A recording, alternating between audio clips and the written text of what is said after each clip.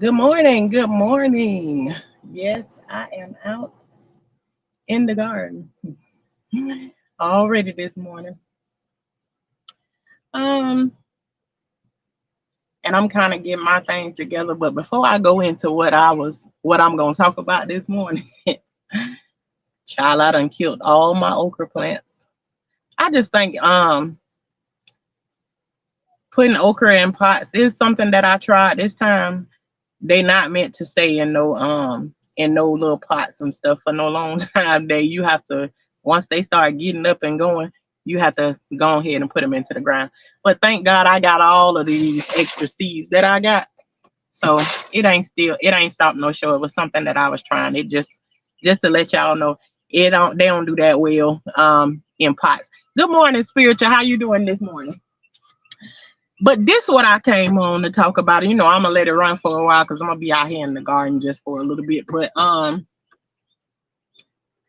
me and my son was out somewhere the other day, and I ain't never had the conversation with him. He know that I was young when I had him and his brother. He knew that I was very young, but talking to him, I don't think he like grasped like how old I really, really was. So talking to him, I was like, I was asking him, do he understand how old I was when I had my first kid? And he was like, nah, I ain't know, I don't know. And I was like, I was pregnant at 13 and had my first kid. No, not pregnant at 13, pregnant at 14, and I gave birth to my first kid when I was 15. Second kid, 17. So either way it goes, those are some really young ages. And just sitting and talking to him, he was like, dang, Mo, that's really, really young. And I said, yes, really, really young. Then as we start to have that thought process, and I've thought about it before, but I ain't never thought about it in the thought process what I went down on this day. As I'm trying to explain this to him, he like, I was like, can you imagine you have sisters and stuff of all ages? And at this time, I love to find somebody who means a lot to me and like go along with those age groups because it tend to put things into perspective when you dealing with these type of subjects. So I was like, I want you to think about 14 years old. You have a 14-year-old sister. Can you imagine or can you even see her with the responsibility of having a baby and raising one? Good morning, TM Bowens. How are you this morning? So I was asking him, can you imagine your 14-year-old sister, even 13, 14, 15 years old? I said, I just want you to think about it's all day long as a parent, you walking around the house. You got, just imagine if any of y'all got a teenager. Let's just say a teenager, point blank period. Because we all know that for the most part, when we say we have our kids are very intelligent, because I do have some very intelligent children. I'm talking very intelligent. I got kids that make straight A's. I got kids that make A's and B's, and I got some of them who smart as hell and they still go to school and act like they dumb as rocks. So you got all different levels of them. But in the capacity of me walking around and constantly having to talk to my girls about different things and everything, I'm asking my son, can you imagine one of your sisters having a baby, being pregnant at 14 years old and having a baby at the age of 15? When I said that to him, he started to look around and he was like, oh, heck no. He was like, no, not at all. He was like, the baby ain't gonna have a chance. I was like, boy, you crazy. But trying to put things into perspective for him, just saying that at 14, I'm walking around pregnant. And literally 3 weeks, 2 to 3 weeks after before my 15th birthday. No, 2 to 3 weeks before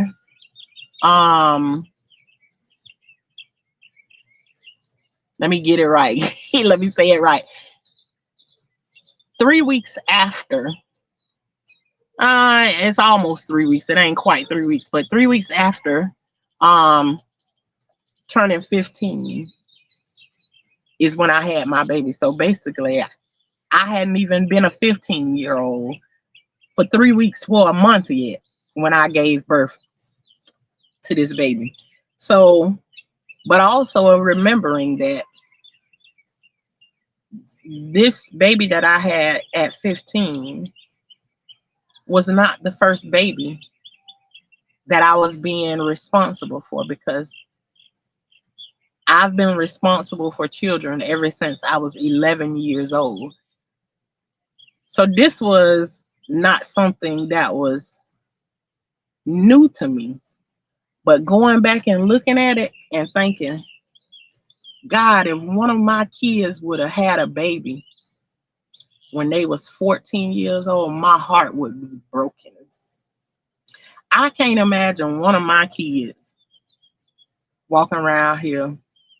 Hell, even at 19 years old, I wouldn't want one of my kids to be having no baby or nothing like that. So, I don't know if I have anybody on here that that also had a baby in their teenage years or whatever. Going back and thinking about it, I mean, if you got kids walking around your house, just think about all the crazy things that kids do in one day or whatever, and imagine one of them being responsible for a newborn baby. The thought process is crazy, super duper crazy. And right now in my mind, like, I don't have all the thought together, but I thought maybe like we could come on here and probably have a conversation about just at that age. And I guess you have to be in it to know about it. But this is one of the things out of my 14 children, one of the things that was at the top of my list when you talking about praying for your kids or covering them or whatever it is that you do. That was one thing at the top of my priority list. Lord, please don't let none of my kids have no kid when they underage. I want them to enjoy their life, live their life, learn how to live their own life first before you talk about you responsible for somebody else's life, or whatever. I never want my kids to have any of that burden. I got 2.5. And I ain't gonna even explain the half right now. I can explain it later. But 2.5, I got 2.5 more to go. And to be able to have made it with 11 children, and God done answered my prayers for all of them right there, I'm still begging and pleading with him, Lord, let me make it through these other ones right here.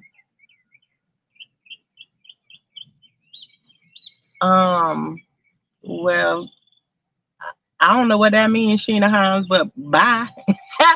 See you later. But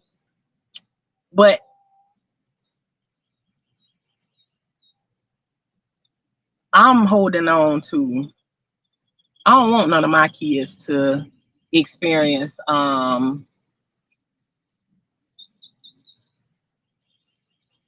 to experience having no kid at that age. I don't want it for them. I mean, it's all kinds of trouble. And then the thing is behind it, how did you get to that point? How did we get here? How did we get to the point where we pregnant at 14? How did you get there? Well, one of the things that I know I did was I made sure I didn't put my kids in those situations where they can potentially end up. And there's a lot of things you can do trying to prevent those things from happening. And all the time they don't work because these kids doing all kinds of strange things these days that you can't really do nothing about it. But knowing it's out there, some of the things that I did to make sure that it didn't happen to my kids is never leave our kids home by themselves. Never. Um, like to run up to a dollar store or something like that right there. Yeah, maybe. And for the most part, anytime I'm running to any kind of store or anything like that, my kids want to jump in the car with me and go anyway. But we never relied on our kids to babysit our kids. We didn't do that. We didn't leave them with their aunties and their cousins and all of that kind of stuff, because the way that I was raised that you don't trust no family members. That's just me. You trust whoever you want to trust or whatever. But my experience has shown me you can't even trust family members a lot of these times or whatever. So I didn't put my trust in a whole lot of people, and it's just me and my husband been doing it on our own. So um I think that was the best thing that I could have did. But um knowing the way that your kids move at age 14 and 15 years old, like I'm trying to get into my head space and think about um what was I thinking about during that time. I know how I got there, and how I got there was not um I can say I can take some responsibility of it, but when you got to where I got to in the manner that I got to it, part of it I cannot take responsibility for it, because I didn't give it freely. It was taken from me, if you understand what that means. So but it's just a whole lot of different things I can't even think of, like during that time. What was my thought process? um what did I think I was doing? Was I even thinking about it, or did this just seem like it was normal to me? For the most part, it seemed like it was kind of normal to me. Hey, Shalissa, that's me. um how you doing this morning? um for the most part, I felt like, just thinking back on it right now in the spur of the moment, to me it was almost like natural, and it was like to add one more on to it, because I was already at the time I was already taking care of two other children along with mine. So I guess it felt like it was something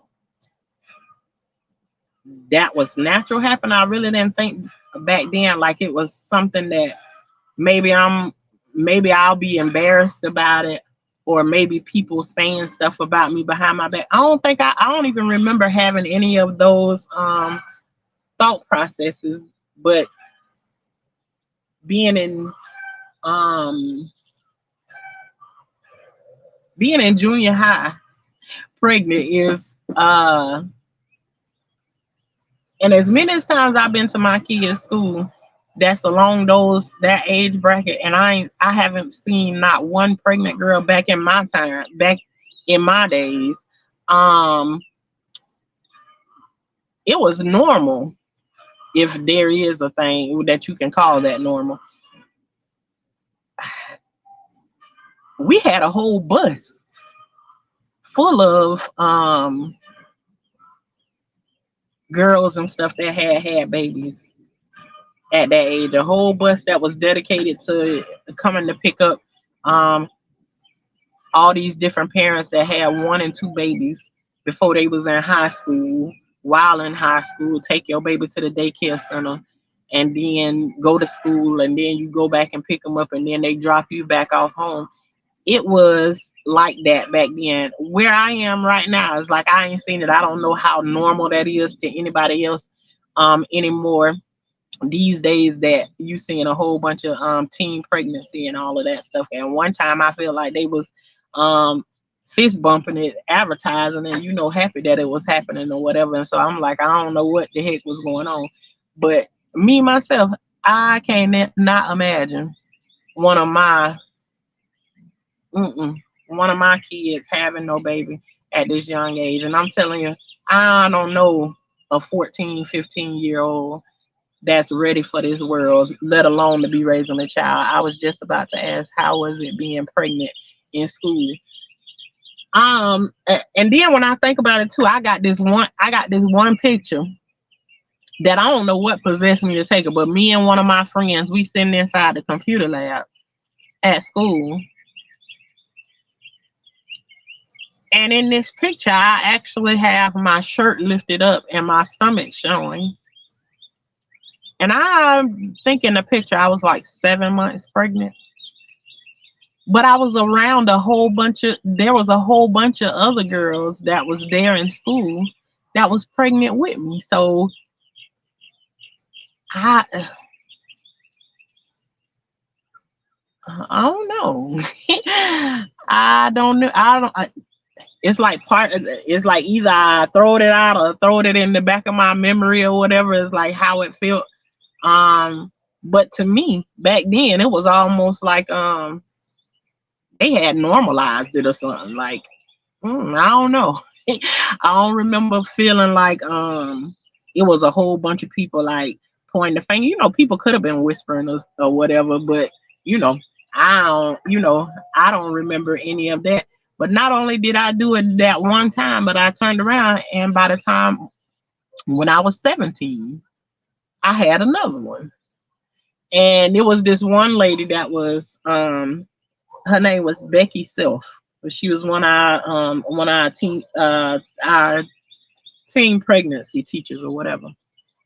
One of the statistics that she had told me, she said, if you have a baby at a young age, you almost certainly have a second one by the time you turn within 2 years. That's what she said. Hey, Miss Coffee, how you doing? Girl, I be thinking about you all the time. Every time I put a video, I'll be like, shout out to Miss Coffee in the back of my head. Cause let me tell you something, Miss Coffee, you think what you did was such a small thing for me. When I tell you don't know how valuable that piece of information that you made for me and posted that, and I'm gonna keep on singing it to the top. You might get mad at me, keep on saying it over and over again, but I'm gonna sing it to the rooftop. That one video that you made for me has worked wonders, and I keep on, going to it and get my little jewels from out of it. You gave me a whole bunch in that little bit of time that it took you to make that video. But I appreciate you for doing that. It has did things for me, and I'm still playing with it, learning a little bit more every day. But just want to show my appreciation for you, Miss Coffee. Thank you so much.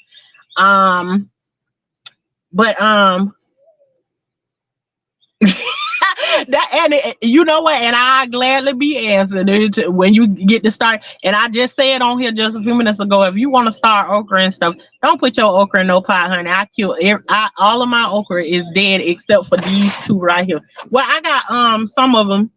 I got some of them already planted in the ground over there. A couple of them made it, but for me to have planted as many that I planted and I only got the few that I got, y'all just better to go ahead and put the seed. I told y'all, if I mess up something, I'm gonna let you know that I messed it up. If it do good, then it do good. But I'm experimenting, so y'all can learn from my experimenting. Well, not with everything in my experimenting, because a lot of things I'm doing what works, what has worked for me. I just thought with the okra, I get ahead of myself and get them growing a little bit more. But I'm here to tell y'all.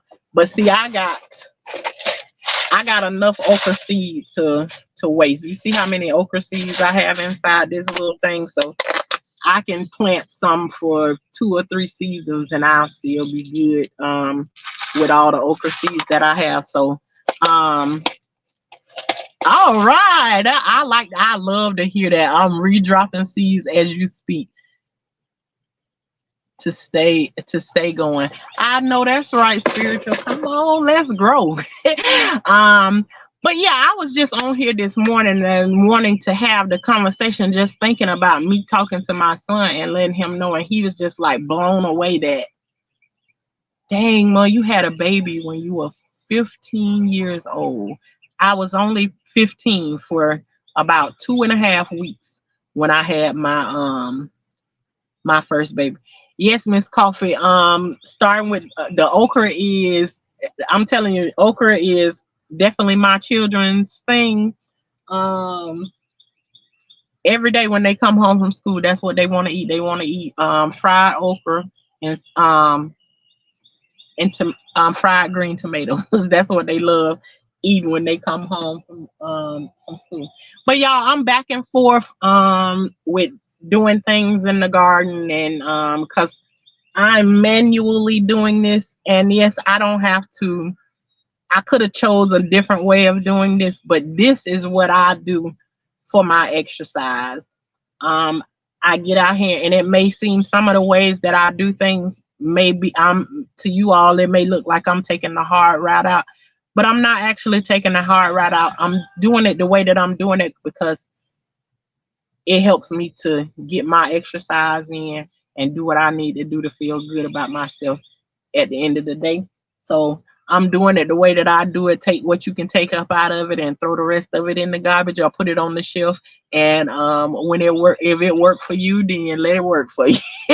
um, or just take an idea from something that you see somebody else doing. But I didn't know if anybody else on here experienced having a baby at a young age and what it was like for you. And maybe if you can prompt me into some of the things that you went through when in that age, then it can prompt my memory in it. But it's like um, me and my son was just out to the store, and then when we came back home, like the conversation was very short, but I would have loved for him to keep on asking me questions because it was making like my mind turn, because I never looked at it as like, God, is like, but now looking at my kids now, and I'm like, child, please, 14 with a baby. So you all, I'm not ignoring you all, but I'm gonna get over here and I'm gonna clean up a little bit more space because I'm trying to put down a whole bunch of seeds and I'm trying to plant. I think here I got 3 trays with 18 tomato plants in it. I ain't good at math right about now, so I don't know how many tomato plants that is that I need to put in the ground before the day over with. And plus, I got to get all of this garbage up from here. But that's what my conversation was about today. Don't mean that it got to be that the whole time, but just thinking about, there's a whole generation of a whole bunch of generations of um girls who had babies when they was very young like that. And so that's just what I was thinking about last night and everything. So I'm gonna go and do a little bit more work, and then I'll come back over here and check out and see if anybody had anything to say. Thank y'all for being here.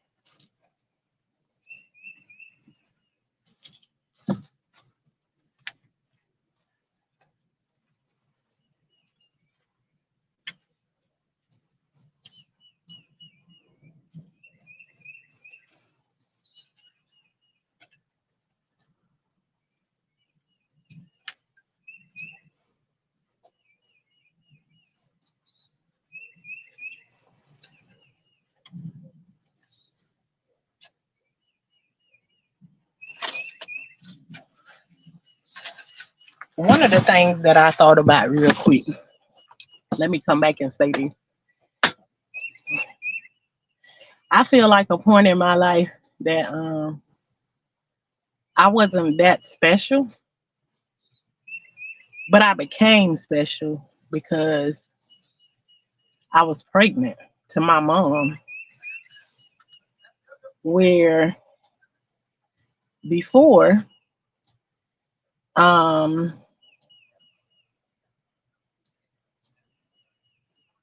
I don't know, I just want to make sure I say this right. Like she was very busy, like working and stuff like that, but and didn't put a lot of thought process into things that that I was doing or that I had going on. But at this time, it was like she put something extra there because after I became pregnant, she started to get up in the morning times and to cook breakfast for me. But even that was crazy because that was one of the things that she got up that made me know. It was one of the things that made me know that she cared about me. She got up and she started to cook breakfast for me in the morning before we went to school. But then I had a brother that was that was a jackass. So she would make stuff like maybe like sausages or something, anything, just long as I ate something before I left the house in the morning time, going to the bus stop. Just before I started riding that maternity bus. Um, but it was like my brother and one of his friends, they had a plan. And it's like if she made sausages or whatever, I would have two sausages and bread when I leave in the morning. And we would be walking down the road, and it's like my brother and his friend done made a plan that they gonna snatch my food from me. So I still was going to school without eating in the morning time because my brother and his friend Andrew would think it was funny for them to snatch my food from me and eat it. So yeah, but those was one of the things that she did for me that made me feel like you know that I was cared for. Okay, okay. Before you go, are you making planting rows?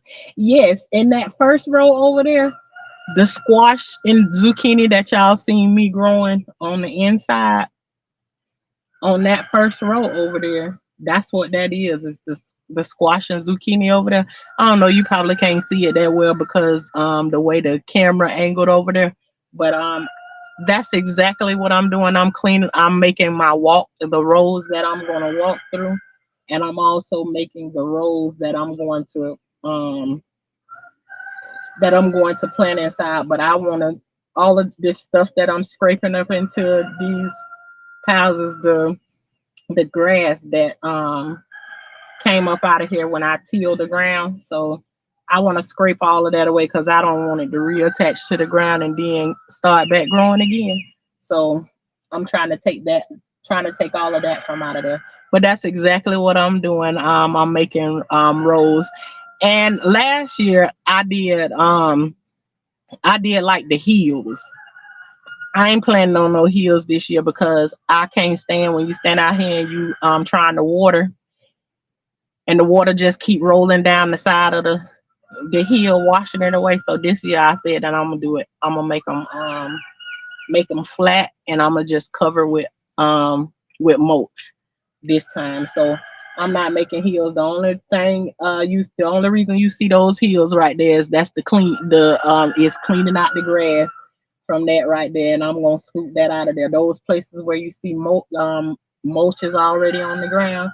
That's why I already have stuff planted at. So I got almost two complete rows, but I'm gonna take it all the way out to the edge right there. Take both rows out to the edge. But still I got all of this over here to I got all of this over here to come this way, and then sometime this week too I'm gonna till till some more stuff because I gotta make me a watermelon patch too. I gotta grow me some watermelon. So I don't know exactly where I'm gonna put that at because you know watermelon need like the full sun, and a lot of this area back here in the backyard is a lot of this back here is it's got a lot of shade trees over. We got some beautiful oak trees and stuff back here, but it's too shady back here for me to be trying to for me to be trying to put watermelon back here. I can put it like right here on this side or whatever, but you know, we'll see. We gonna plant some.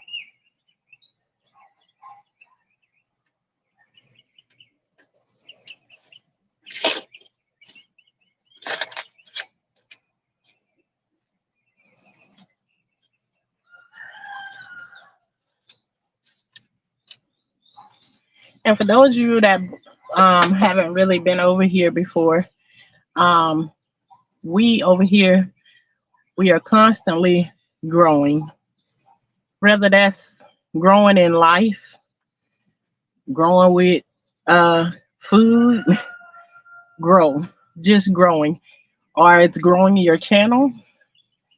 Um, it's about growing. We are over here called the High Class Gardeners, where that just means we grow things, we grow ourselves.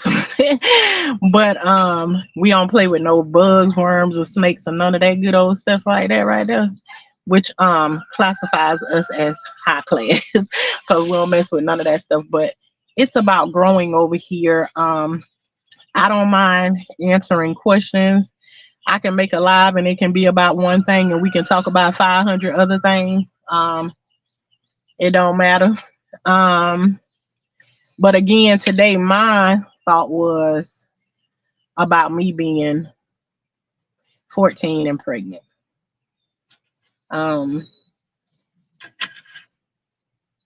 yeah, and having that conversation with my son and to see the look on his face, um, knowing that that's how it really was. The oldest one has never really asked me, but the son that I was talking to, I actually was, um, I was 17 when I had him, and he was still amazed, and he always say that he be calling me his sister, and sometimes even saying that me and him the same age, but that ain't even real. That's his ongoing joke or whatever. But um, yeah, I don't know. Later on, I may change the name of this live or whatever. But it is what it is. Shauna be like I said, I be all over the place sometimes. Back to work.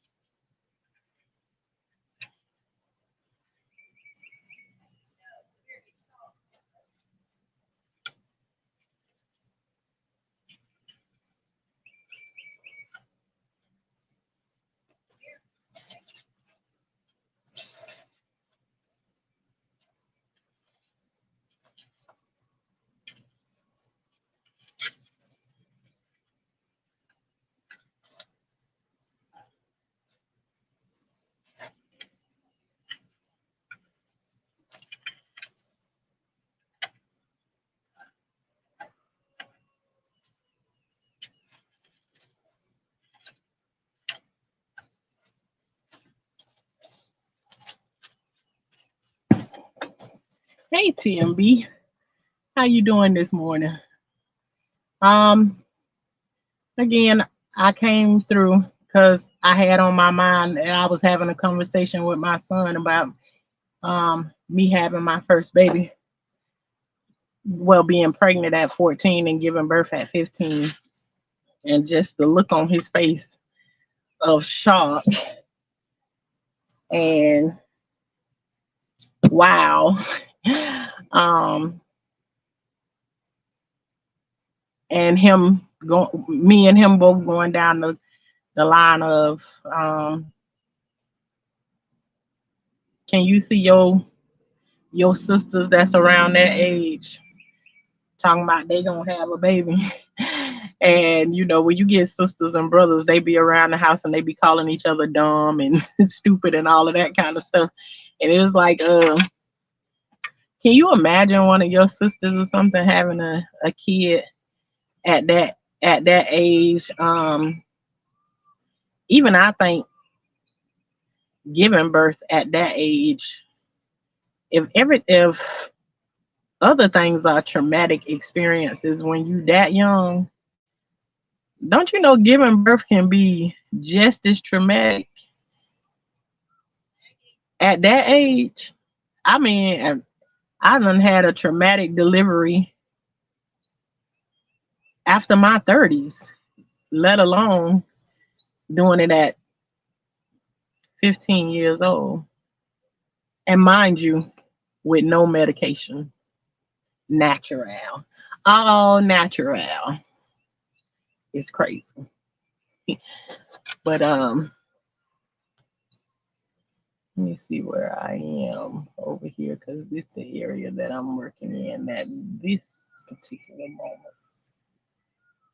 Mm. But y'all, yeah, I'm just working in the garden and talking about my thought process. Trying to get this stuff cleared away today. I can put plenty of stuff out here.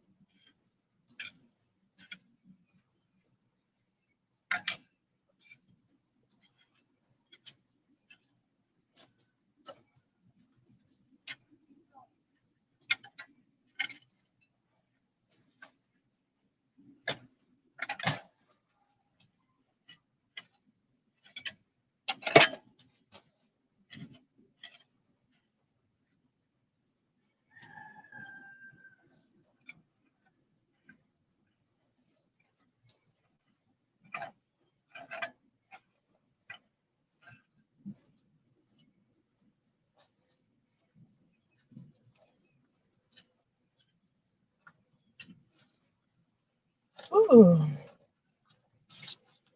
Well, I have almost all of it is done. I got about one more row to go, and that's if I don't decide to go over there and till up some more stuff. But it's coming along. Let me see. So some of my tomato plants that going into the ground today. Yeah. I don't be knowing how these camera things work. Things be everywhere, every which way but loose. But yeah, on here, we do a lot of gardening things. I have so many things that go on this page. Yeah, hard to keep up with what I'm doing, but mostly I like to grow stuff over here. Sometimes it can be chaotic. Most of the time it's laid back and we chilling over here doing what we doing. I haven't told any stories in a very long time because I got a whole lot of other stuff that's on my mind. But right now I'm trying to stay focused on getting my garden up and growing because growing stuff is very important to me over here. But I do like to come on and talk about my good morning, high class garden people. Yes, Miss Monet, how you doing this morning? um, but growing food over here is very important to me. I like to encourage people to grow something yourself. Don't because there's plenty of things that can happen that can where you dependent upon one source of food, and that's going to the grocery stores and all of that stuff to get your food. And there are several things that done happen that can show and prove that the grocery store ain't as dependable as you think it is. You probably done went there 1,001 times, and it ain't never failed that you able to go in there and get your groceries and stuff. But have you ever showed up to the store one day before and then they all they machines and everything down? You can't even use a card. You can't use a card. Um, the system is down. You can't even use cash to buy something. What happens when you get into a situation like that and then the days before you ain't had no food in your refrigerator, so you banking on, oh, I done got my paycheck, so now I'm finna go bust this grocery store down and fill my refrigerator up, and then when you get there you can't do nothing in that store. So um I just always like to see something growing, and if you grow one thing it becomes very contagious. You'll want to grow four and five things, and then sometimes it can get out of hand. It hasn't gotten out of hand for me before, but sometimes I do find myself overwhelming myself with trying to grow so many things. So I'm trying to bring it back down and be like focused on the things that are important to me and my family, that we grow. And all of the other stuff that we really don't mess with or whatever, there's other people who you can barter, share things with, all of that good stuff. So, you know, the most important thing is that you growing something. You have more than one way of getting a source of food. And two, on top of it, when you growing your own food, you know what happened to it, where it being, where it ain't being, what it got on it and what it don't got on it, and what is, all of that good stuff. And when it's grown with your own hands, honey, it tastes way better than anybody else's hands. And speaking of the son that I was talking to about that, yeah, I'm talking about you. I'm talking about you. The son. Hey, with extra mile, I got you a stand for your phone now. Yeah. Take my what's new cell phone? I've been had. I'm on live. Yeah, come on and tell them about your box you got. I got some new ankle jewelry and everything. Yeah, I see. No, I was telling them about our conversation about the when I was telling you that I was 14 or I was 15 when I had the first baby, and you was like, Boy, "What?" I thought this lady was 18 years older than me, man. Yeah, you are not alone. Trying not to drive Boy, yourself crazy, trying to grow everything out. you let you got out. Yeah, no, I went past it. I'm talking about something else now. Just talking about my food and stuff. But yeah, spiritual. I try not to drive myself crazy trying to grow all of these different things, and sometimes like meat, like eggplants. I don't eat eggplants. I can't tell you that I don't like it because I ain't never tried an eggplant ever in my life. So I got eggplant seeds that, because I get people who give seeds and stuff to me all the time. I have eggplant seeds, but I know if I plant them, they gonna drive me crazy if they don't do what I want them to do because everything that I plant, I want it to be successful. And we know as gardeners that shoot, you're gonna plant a whole bunch of stuff, you're gonna win some and you're gonna lose a whole lot. You're gonna lose a whole lot of it sometimes, which is the one of the reasons why I hate to plant cucumbers and stuff like that because here, like I plant the squash and the zucchini. Here where I'm at, they don't, I'll be good if I get 6 or 7 squash and zucchini off of each one. They start off really great, but after those 6 or 7 I get off of each plant, and you can call it a wrap because I get what you call squash borers inside of it, and which they eat the plant from the inside out. And I don't be wanting to use all of that those things that kill the bugs and all of that kind of stuff. I don't trust none of that stuff. So yeah, I eggplant, Miss Coffee, I'm talking about the plant eggplant. The other eggplant is, that's good. But anywho, um I have different seeds and stuff, and I just because I don't really mess with it or whatever, I don't even know what an eggplant tastes like. And like I see it and I'm thinking purple food. Um mm, Probably not. But I heard that a fried eggplant is pretty good. I just never have tried it before. So, and I'll tell you that it's a lot of stuff that I don't like, but anyways, I won't plant them because I don't want them to drive me nuts. I have so many things growing right now. Oh, I have to show y'all too. Our potatoes that we planted together. Um,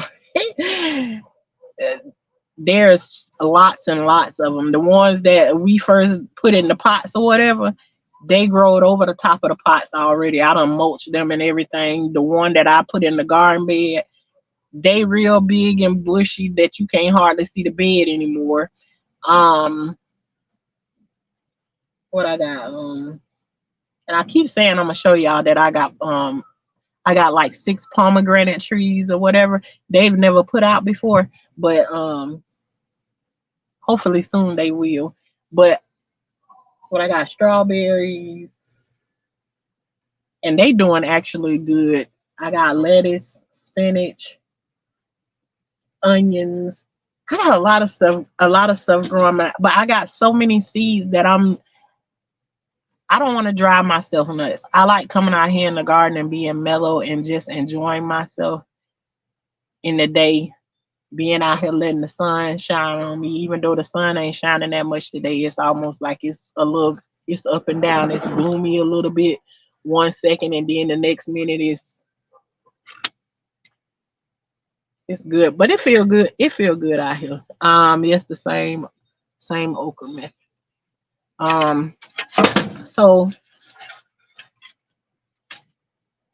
I try not to overwhelm myself when I'm coming in the garden because I come in the garden to get away from being overwhelmed by stuff. So I don't know, but then my kids love to get the seeds too. Yes, that's what somebody told me, Miss Coffee, that frying the eggplant. Is it kind of like the same thing with Oh, okay, that's what you're saying. So the same way you fry the same way you fry up the okra, fry the eggplant in the same way. Hey, Global, how you doing this morning?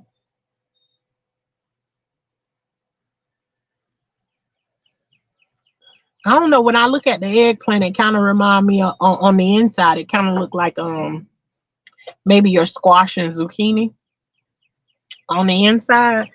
And I've actually we tried the we fried some squash before, so that was pretty good.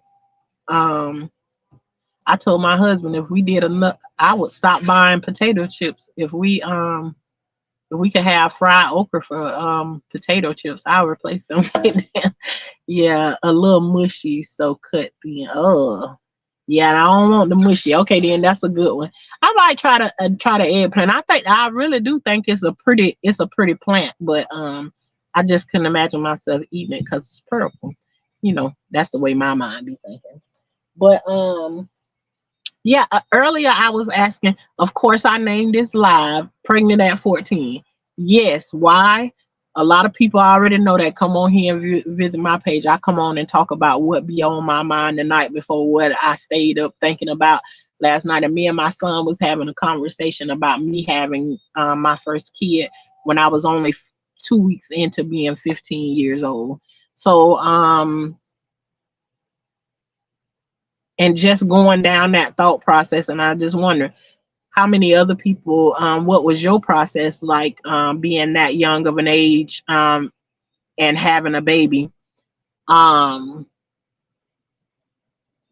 I don't know, just thinking about it, I just wanted to come and say something about that, because to me, back in our days, it's like it was almost like it was normalized or something. It was like you didn't hear a lot of people bringing shame to it or whatever it is. There's like everywhere I looked around me, it was 15, 20 other girls that was pregnant too.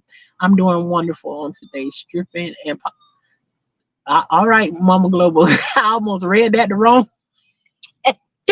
I'm doing wonderful on today's stripping and polishing wooden floors. All right.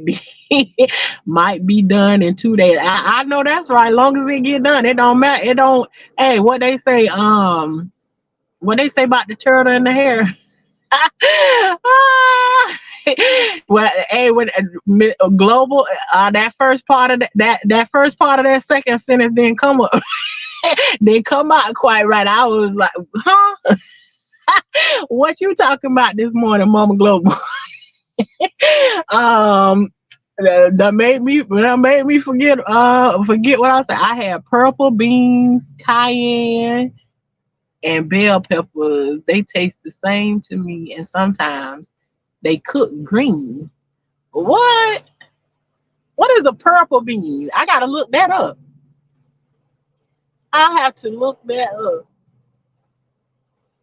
The only thing the only thing so far I done ran into that's purple. That's my zucchini, not my zucchini. Um, the sugar cane. And the little ones that I grown there, they so big now. They about this tall right now. You all will be amazed. I just up potted them day before yesterday, and just to up pot them and take the roots apart and replant them again, like they shot up like no problem. My grandma was at 12 by a man in the South. She kept my mother. Her baby boy was kidnapped from the nursery in Memphis. True story. Yeah, and that's why I say I can take partial responsibility for. I mean, at 14. I mean, there's several people that have to take accountability for a kid being pregnant at 14. I think it's fair to say, um, the parents should take some of the accountability. Um, there's a lot of accountability to go around when you're talking about being pregnant at the age of 14, and having a baby at the age of 15. Um, there's a lot of accountability to go around, And it's some people who I want to give the heavy weight of the accountability for it. I just haven't gone through my process enough. And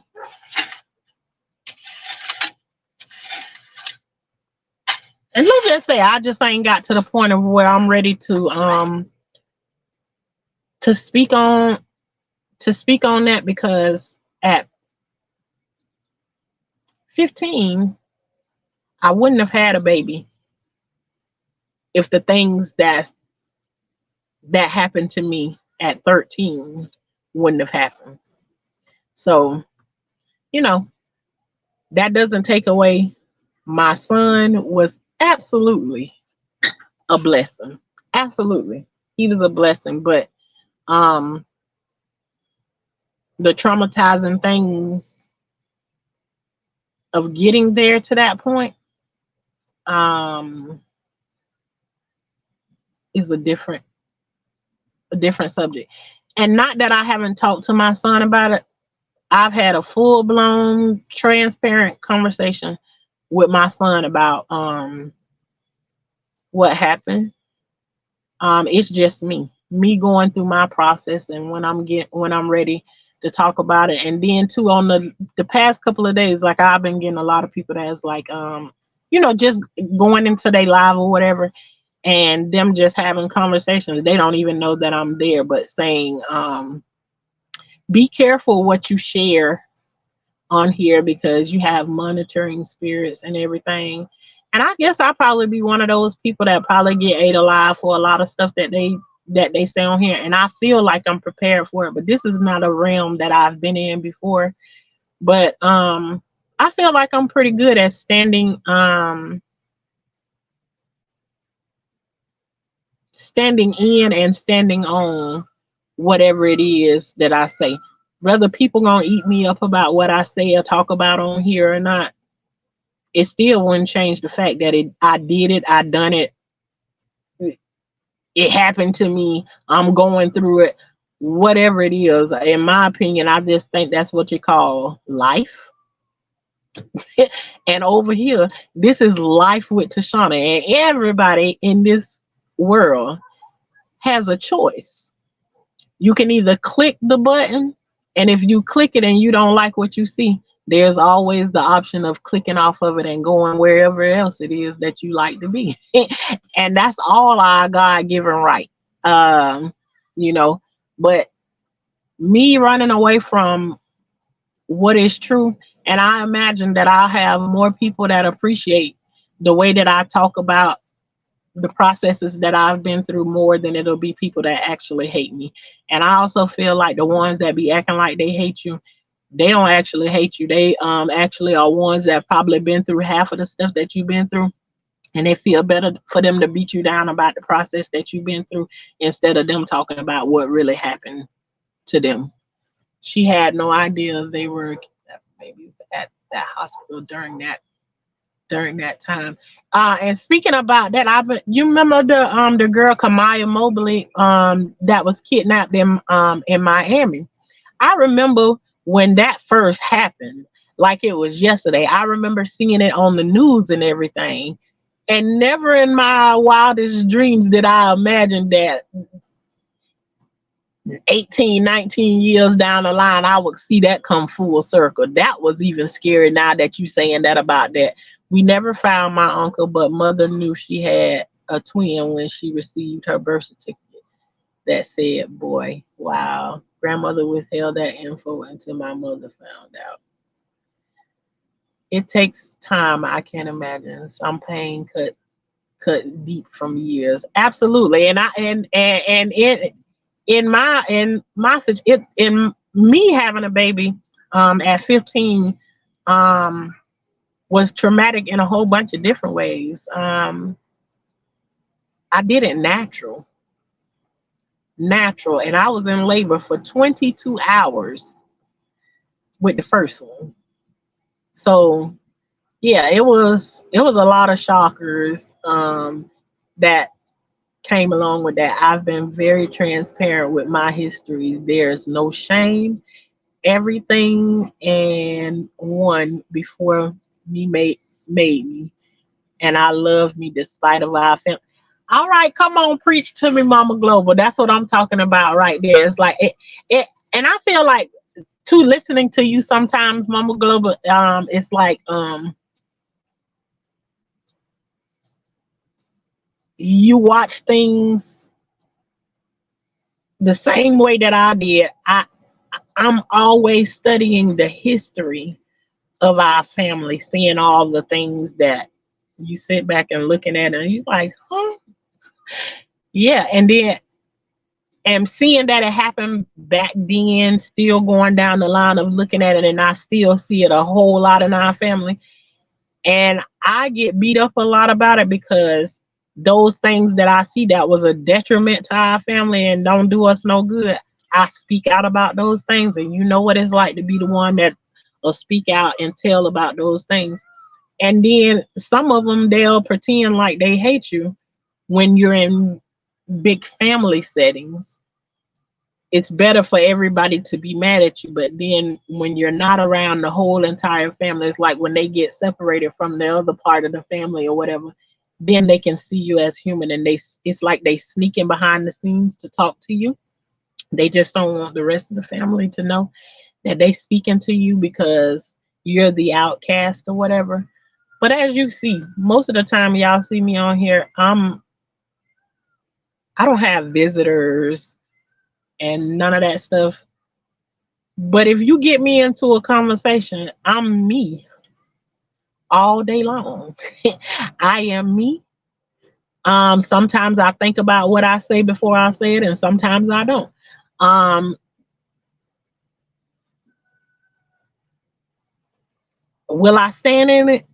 Absolutely, I will. And sometimes I think people just take things, and when you say something, it means to them whatever it means to them. They don't take the time and ask you no questions to find out how did you come up with that and where did it come from. Just because you hear it with your ears don't mean it was the same thing for you as it was for me. It can be two statements being made at the same time on two and be two totally different things, two different perspectives from where they come from. With my rambling on self, I hope I just made sense with what I say.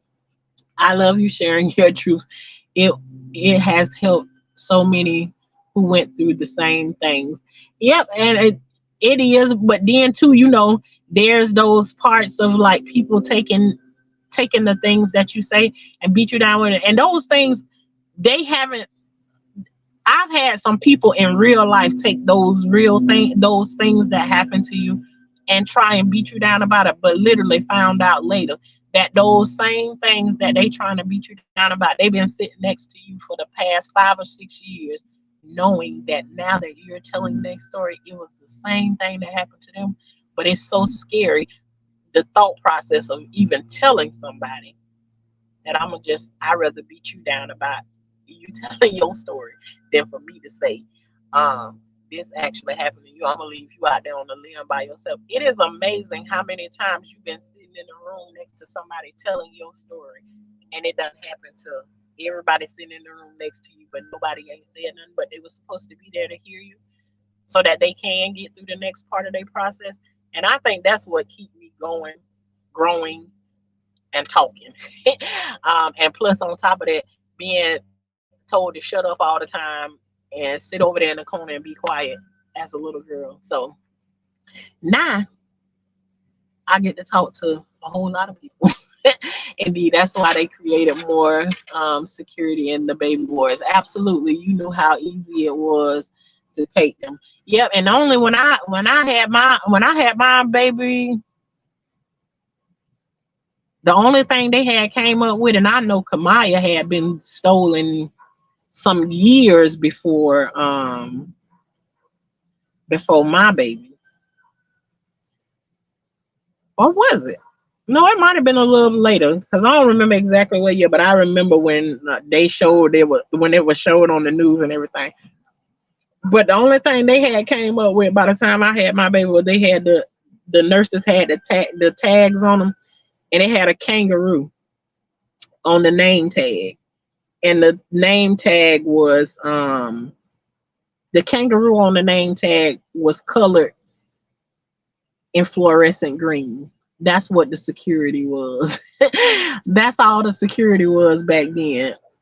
Before someone comes and pick your baby up, they need to have this right here. You know, we child is machines and stuff that people can have in their yard, and we can all create those little things. We can create that same little name tag. So it could have been so many people that could have went and created those tags or whatever, but those were the directions that they would give. Make sure you see whenever somebody come in here, they got this tag, they have this tag, this badge on, and they got this kangaroo that's fluorescent. Honey, I looked at that thing and I know that little kangaroo that was in there was colored with a fluorescent green marker. It was not computer printer or no none of that stuff like that. So, you know, how much security was that? Now I think they put bands and stuff on the babies, security bands on them or whatever. But I mean, things change so differently now in these days. Even the security of having the babies in the hospital, everything is so much crazier. We can go down the line of the craziness um, oof, that go on at these hospitals and everything now. You know, now it ain't no stranger that gotta come in and take your baby away. The hospital, if they just don't like some way that you move or something, whatever, they'll be the ones to kidnap your baby. So, and that's what I said, kidnap your baby. You even ask, you see, when I say kidnap, I mean in the way like I don't know if any of y'all watch Candace Owens. A lot of people don't like her. I like Candace Owens. I actually watch her. But she was talking about when she had her last baby that there was a paper that they wanted her to sign, and she couldn't do this and she couldn't do that if she ain't signed a paper, and she couldn't take her baby home from the hospital if she didn't get certain things done. She didn't get this immunization or whatever. And then there's almost like put you in a place of where you have things that you don't really want to do. You end up having to do it only so you can be able to move about. Me, I'm not built. There was a time in my life that I probably experienced some of those things, but it's like when I don't want to do something, I ain't doing it. And there is a time that I done had to stand up to the hospital and tell them, no, I'm not doing what you doing. We ain't doing that. When it came down to me and my baby, we ain't doing it. Well, we gonna call X, Y, and Z, or call who you want to call, cause this what we about to do today. And I'm not saying to anybody to go and do those things, but I call everything in life a process.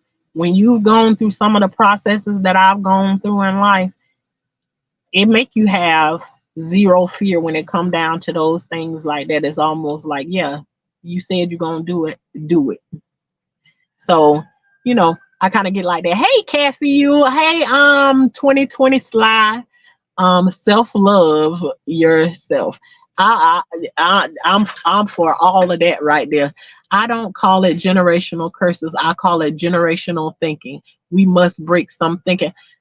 That's another good way to look at it, global, because that's exactly how I be trying to say it. It's like, and I be trying to show my family, it's like you thinking along that same thought process that ended this person in this situation, ended that person in this situation. You going about it the same exact way that they did it, and it's not going to work for you. It's going to have you jacked up.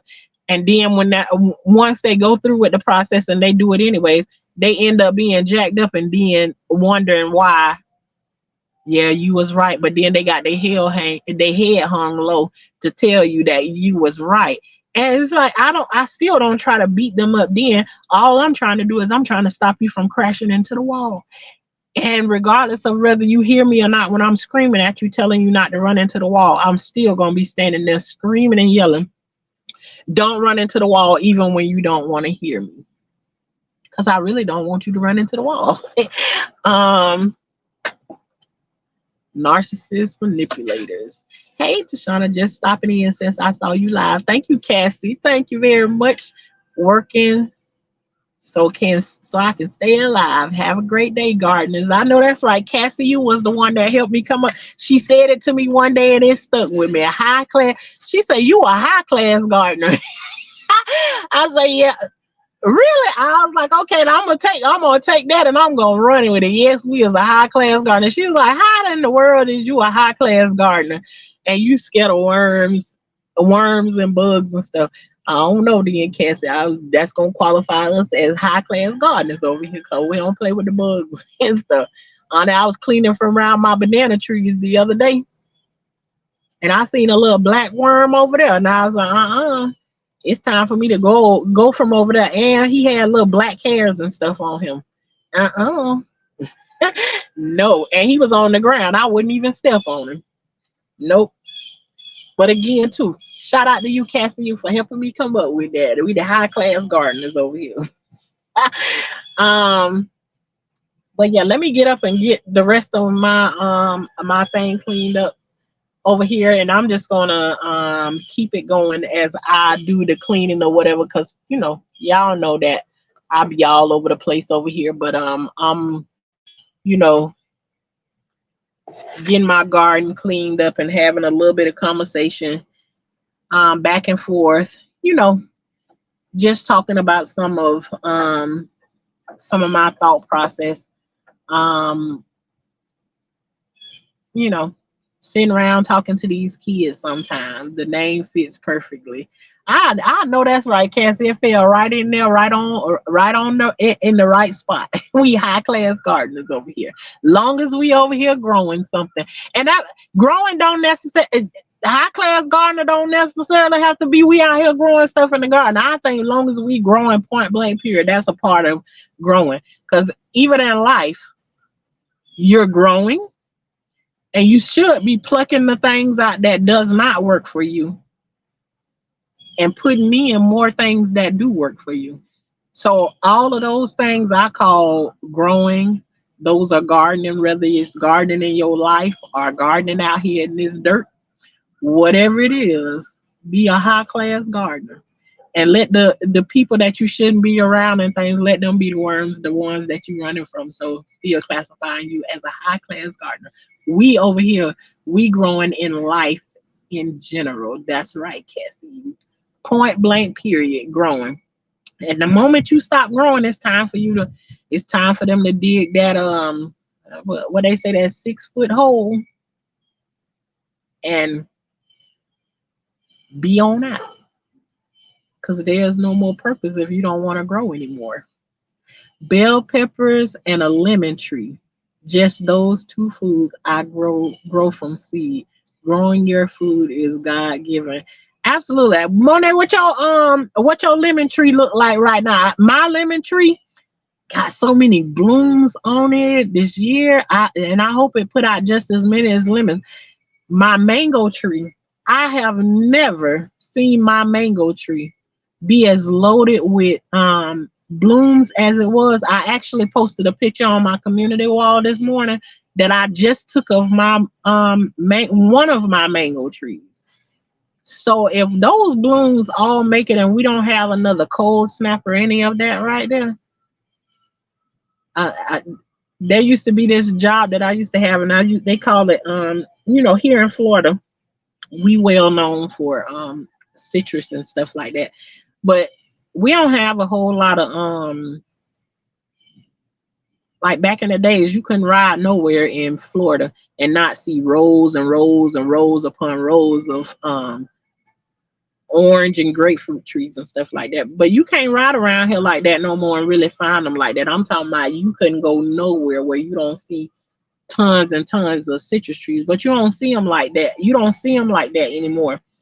And I used to work this job where they used to call it gift packing.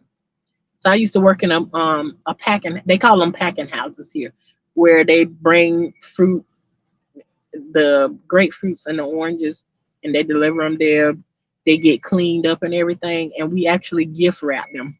We put like what you call it, like the little tissue paper, but it got like it got words and stuff wrote on. But we would wrap each individual fruit and put it in a nice box and stuff like that. I said I need to do that because some people been asking me about buying my fruit and stuff like that from me. I said, all right then, Shauna, don't come out here and be get your own paperwork, your own papers and stuff done and start gift wrapping you some mangoes and shipping them off. So I used to do that back in the days, and I actually liked it because it's like putting it together and making the fruit package very pretty. It was like you wrapped each individual fruit in like this tissue paper that had the names and all of that good stuff on it. Take a little piece of all of the growing that you did in life and start to apply it to the things you're doing right now today. And when I think about Miss Monet Stewart, every time she says something to me, I can always hear in the back of whatever she says to me, even if it's just good morning, the encouragement of even, and she don't really be saying anything. She said one specific thing to me, and I'm not going to tell you what that specific thing that she said to me. But every time I see her name in the back of my mind, I hear what she say over and over again. And just know it's a part. She said something to me that always keep me in the back of my mind. Grow. Keep growing, keep growing, keep growing. And Miss Monet, you may know what I'm talking about, but I ain't gonna repeat it on here. You said it, and it ain't going nowhere. It's still there. And I'm gonna take from it, and I'm gonna keep on growing. I ain't gonna force it or know nothing, but I hear you. How long does it take a lemon tree to produce? I had my lemon tree. And the first one that I got, I bought it from the Tractor Supply.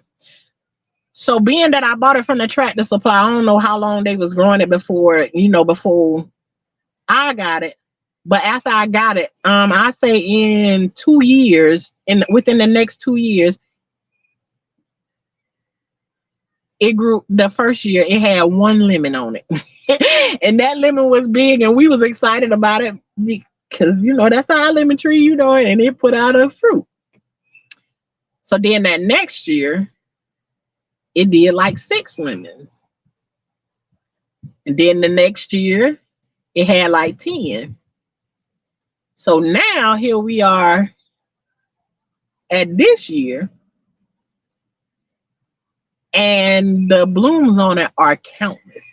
So I would say that I think of the lemon tree probably you somewhere in there about 2 to 3 years before it starts to bloom. Now I know a mango tree. We had our mango tree for about 3 years before it put out, and it's slow like that too. The first year that it put out one or two fruit on it. Then that next year after that, it amped up and went higher. And then now they are all countless. Like my one, I got different kinds of mango trees. I got little, back in the days here, I don't know how it is or where y'all from or whatever. But back in the days, we used to have people that come around, and this guy used to be in a truck, and he used to have collard greens, and he used to have mangoes on the back. And then as he riding down the road real slow, he used to be hollering, mangoes, collard greens. That's the call for all the black mamas to come out their house and come out there and come to the truck and buy stuff. But he used to sell them the little small I think they call them turpentine mangoes, but they like the smaller ones. And I know back then you used to get like 5 for $1 or something like that, somewhere up in that. That's the first tree. When we first got it, they put like 2 or 3 mangoes out the first year. The next year it was like 6 or 7.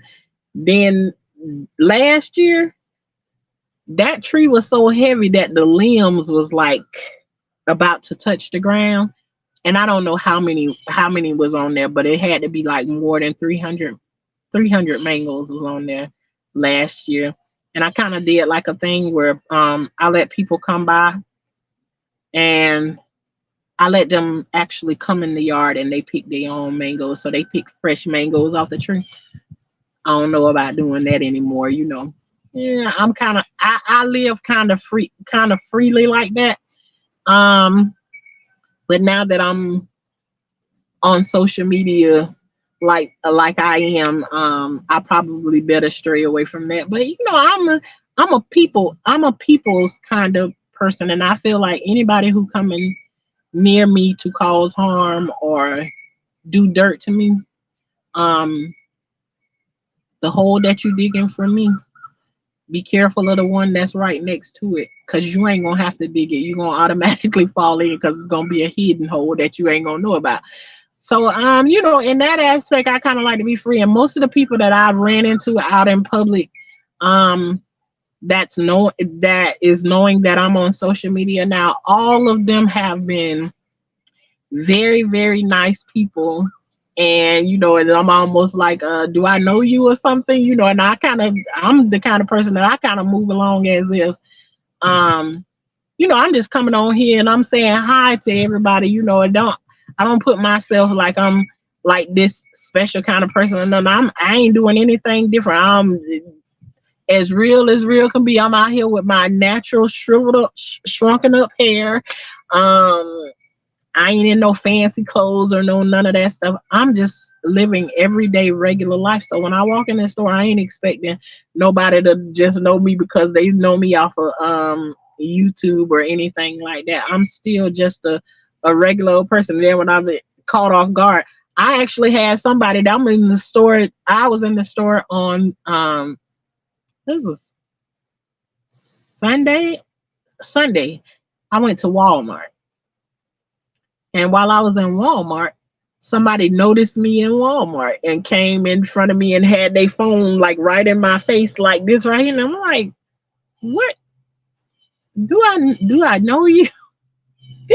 And it's always shocking to me when I find people, and it's done happened to me like 5 or 6 times now, and it's still shocking every time it happens. I just want y'all to know I'm a old regular smuggler person, and the same person you see out here digging in this garden is the same person you might see in the store. Because all the time I don't feel like putting on no fancy clothes or none of that stuff to get dressed up to go in the store and grab a couple of things. Because I want to go to the store and sometimes come right back and get back in my garden like I didn't. I don't want to have to change clothes 500 times to be able to do that.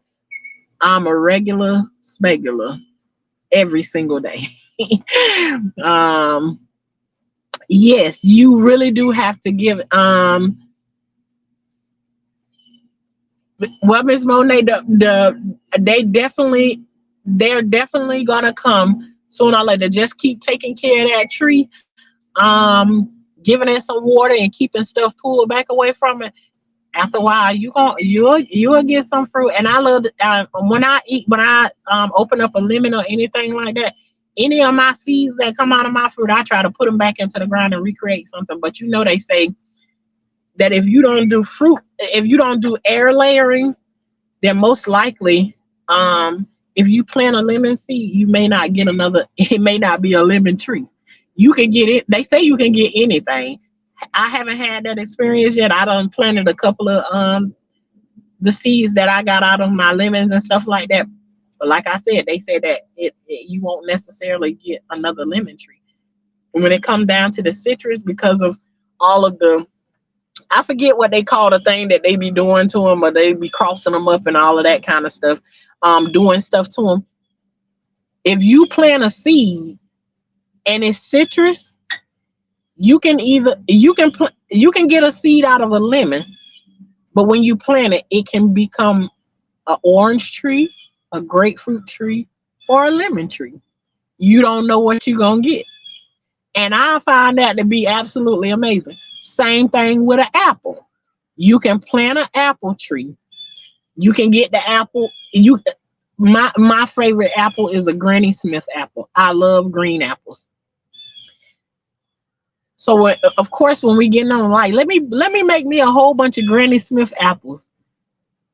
And then I think my daddy was the one that said to me, well, just because you plant a Granny Smith apple don't mean that you're going to get a Granny Smith apple. So I went in and looked it up.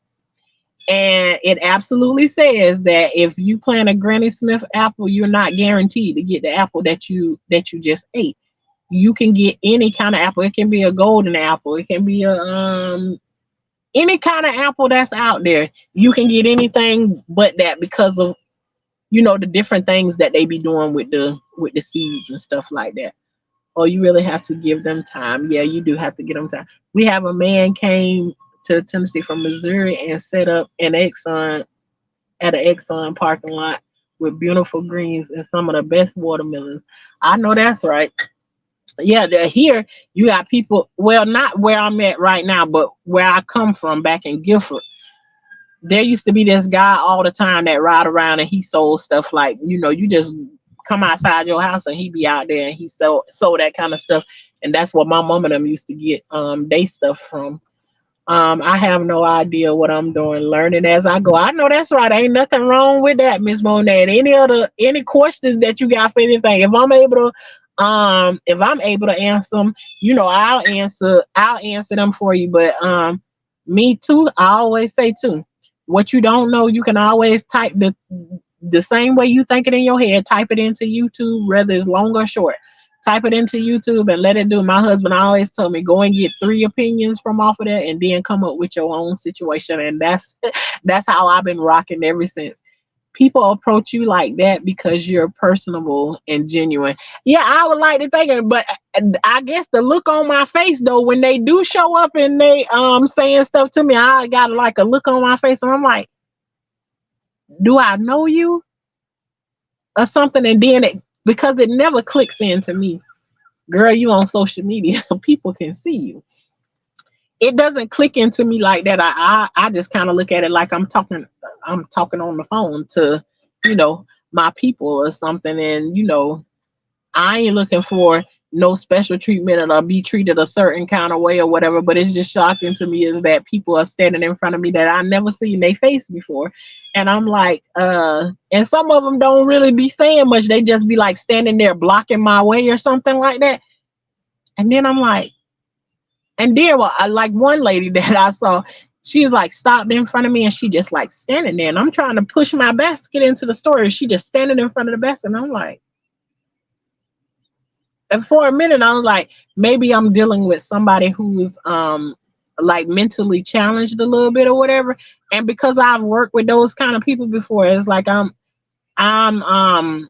very cautious of how I deal with them and everything because I don't want to hurt nobody's feelings, none of that stuff in that area. So as I'm looking at it, I'm just like looking at it and I'm just like, are you? And I asked her, I was like, are you okay? And she took so long to say something. I almost got scared. And then when she did say something, she was like, I know you.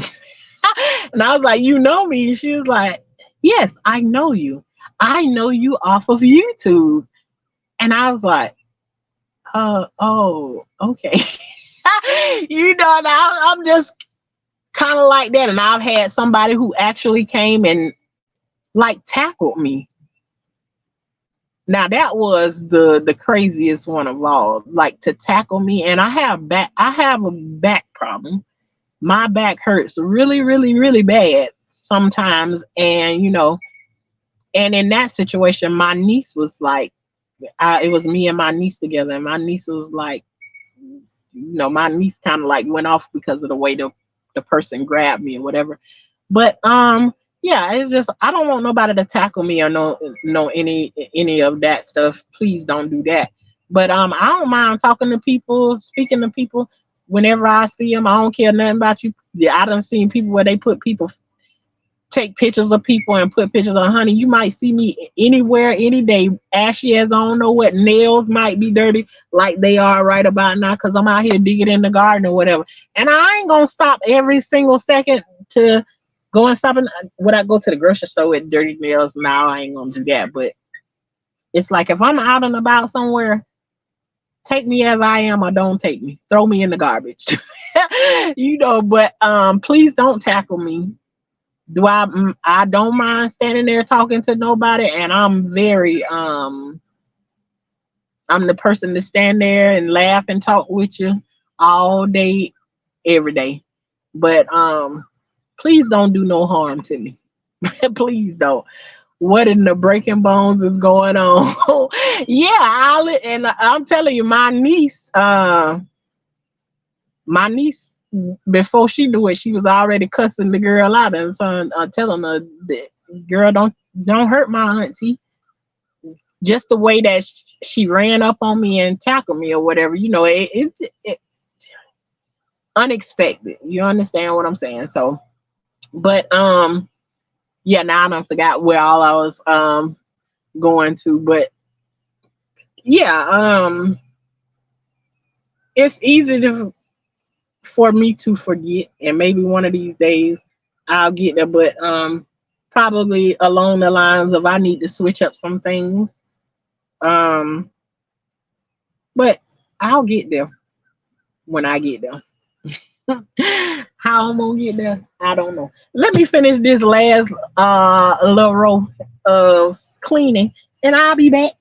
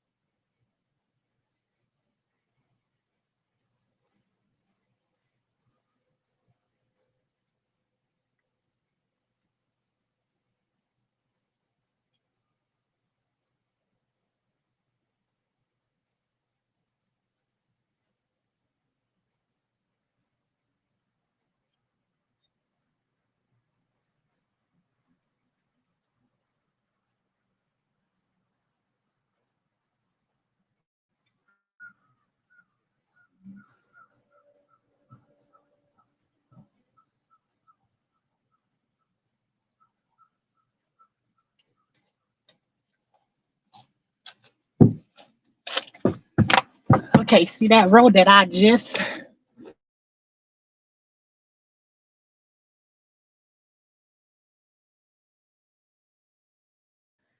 okay, it went out. That little old bitty section right there. I'm gonna take that and I'm gonna put me I'm gonna put me some okra in that section right there too. Any part that I done tilled up, yes, that little old bitty area right there, going down that line right there. I'm gonna put me some okra right there. I can put hmm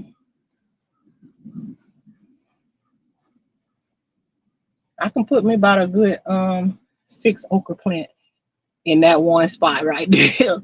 So I'm definitely gonna use that little area. It's tilled up already, so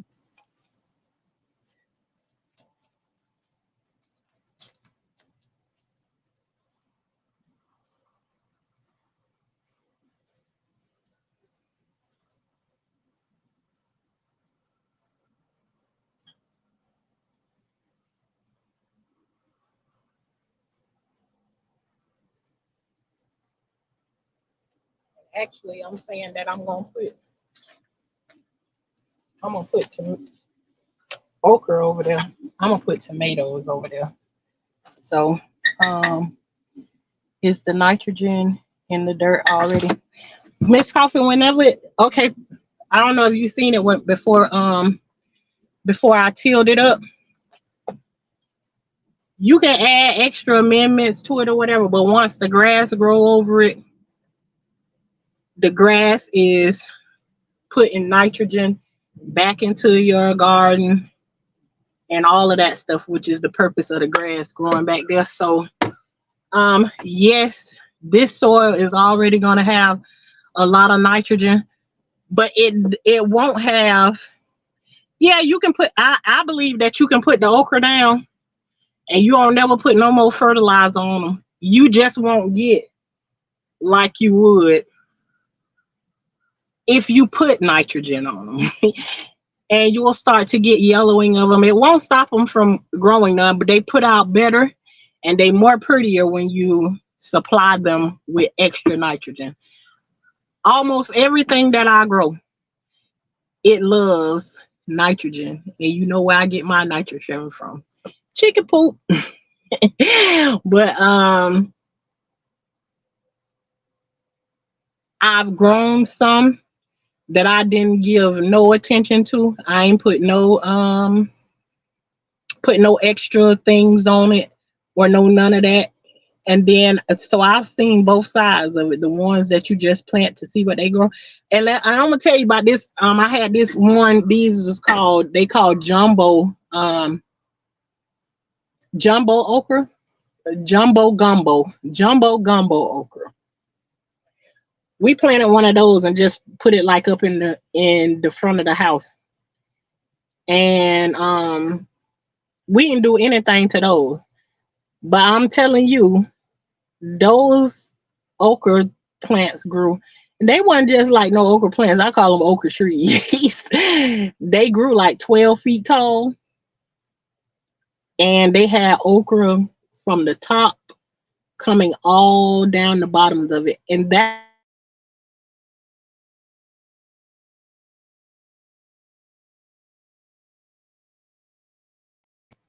I literally plant okra because I like the blooms, the flowers that come on them. They so pretty. So them, I didn't do anything to them, and they still grew like crazy. But I also like the results that I get when I do put some extra things in them. So do I have to put nitrogen out here anytime soon? Absolutely not. I don't have to put it out here if I don't want to. It's kind of like once you start looking at your plants, you know when they need something extra or when they don't, or when you feel like they stunted, like they ain't moving, they not progressing or any of that stuff. It's like a know your plant kind of thing. And until you get to know it, you get to know it. If that makes sense. You know, you have to keep on looking at them and seeing what they're doing. And if they don't look right to you, that's when you figure out what it is that you need to. And I know I'm saying a whole bunch of stuff, Miss Coffee, and probably make it sound like it's a lot harder than what it is. It's not that. I'm telling you, it's not that hard. If you see something, you know your plant's supposed to be green. If it's starting to turn yellow, you automatically know that your plant is in need of something. So it's just a matter of, and just to show as you go and wash it every day, you know what just to show as you go and water your plants every other day. I'm not going to say every day because I don't water every single day, but I do try to do it like 3 to 4 times a week. And sometimes I just go out there. I can go on a daily basis and I just go out there just to wet it down just a little bit because I ain't got nothing else better to do. But as you see your plants growing, you know they become just like your little kids, unbeknownst to you. You don't even know that this is happening to you while it's happening. But I'm saying to you, as you growing, anything that you're gonna grow, you know how it look as it's growing up. And once you start to see that, and the first thing your plants will start to do is they'll either curl, the leaves will start to curl in, or either they'll start to turn like a yellow color. And instantly as they start to turn those colors, you're gonna know, just like you would know with your kids. Wait a minute, what's going on with you now? So, you know, you will know when anything wrong with them, and you just may not never run into that part, but you will know. Yep, it's just sometimes, you know, just the way you looking at them, they don't look the same color that you wanted them to. They're not moving fast enough. They're not growing like you think they should. And the way that I learned was is exactly that same way. Once I started to find out, like things ain't moving like I think they should move, because that's all it matters to is how you think that they should be moving. You either ask questions about it, go and type it in on YouTube. There's so many videos and stuff here on YouTube that you can type anything into and it'll give you all of everything that you need. So you trust me, you will know your babies when they need something, because they may never need anything. But to the best of my ability, I'm so used to coming out here and doing things just on my own and not, you know, having to bring anybody with me. But to the best of my ability, if I just have to come out here and turn the camera on, and if you all have any questions while I'm out here digging in the garden, I will be more than glad to answer. And some of those days we're gonna have to figure it out together, because I wouldn't even know, but it'll make me be curious. It's like, maybe I might run into that situation one of these days. But and I'm gonna need to know that. Oh, let me show y'all. I think this, if I got it right, I think this is my soursop tree. I told you I had got some, and then I don't know the where is it? Let me get it right. Hopefully I'm showing it to you.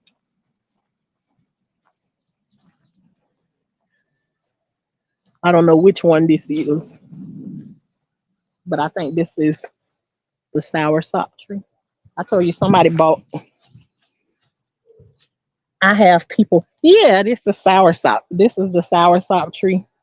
Somebody bought this for me. I don't know about the fruit, but some people was talking to me about this tree the other day and all of the advantages. See, I have to clean from around it, around the bottom of it. I did my other trees the other day. But yes, this is a soursop tree. And I forget what this one is right here, but this is some kind of citrus right here. It got the name. Well, it had the name on it, but this is another tree that somebody bought me. But you know, somebody was telling me some things about. I don't know a whole lot about the soursop tree, so that's my next thing of trying to learn how that tree grows. I heard it has a lot of benefits to that tree, but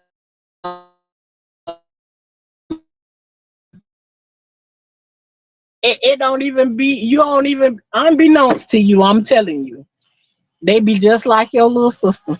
Listen, you'll walk in there one day, they be standing up all cute and everything, and like, oh, look at my little plants. And then the next day you can go in there and they be drooped down like that. Them plants hollering to you, water, I need water. Just like that, you're gonna know that's your plant's way of talking to you. So trust me, Miss Coffee, it ain't gonna be that hard to understand what your plants got going on. It just y'all gonna become one. um, I feel like old boy from the show. You with my plants, especially seedling. I feel like old boy from the show.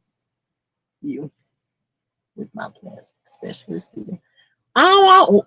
I don't know, but I ain't heard of that show before. You? It's called You Spiritual. I have to look that up. How many of y'all seen the Wendy Williams documentary? It's so scary to me to see somebody who um upbeat and it's on Netflix and he was a stalker. Ah, I gotta look it up. Well, at least I'll go and see the trailer. The trailer for it. Let me write it on my piece of paper before I be done forgot because I'll be thinking I have to come back to the live and try to figure out.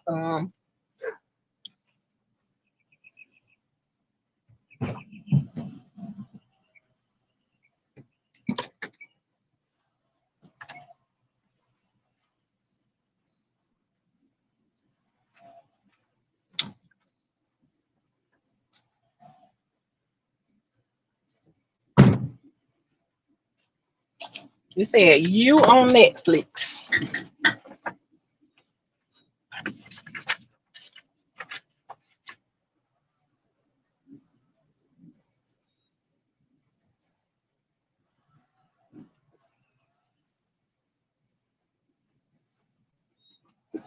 Yeah, I have to check that out. I have to write it on my notes. I be telling people that I'm gonna look up stuff and see what it is, and then by the time I be done got off of here, then my mind be wondering all night long what it was I said I was gonna go and look up. So proud about those two plants um of a Godzilla.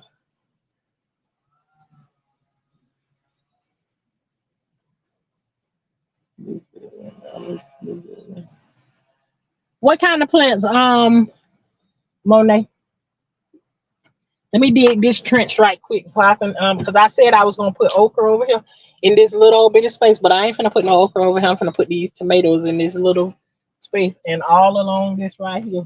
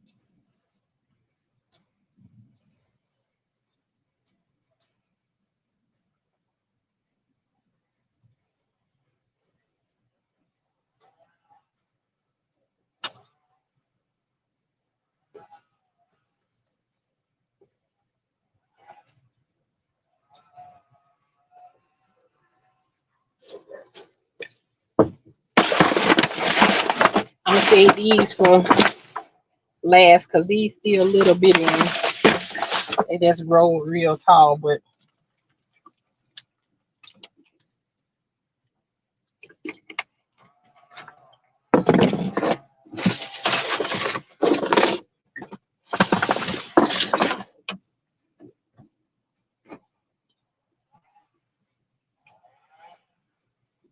I know that's right, Miss Monet. You should be proud. You brought it with your own hand. And let me tell you something, peppers can be some of the stubbornest things ever. I remember I had this one pepper plant. That bad baby stayed for 3.5 years. I was trying to hang on to that thing where everything give me. Yeah, it put out good too.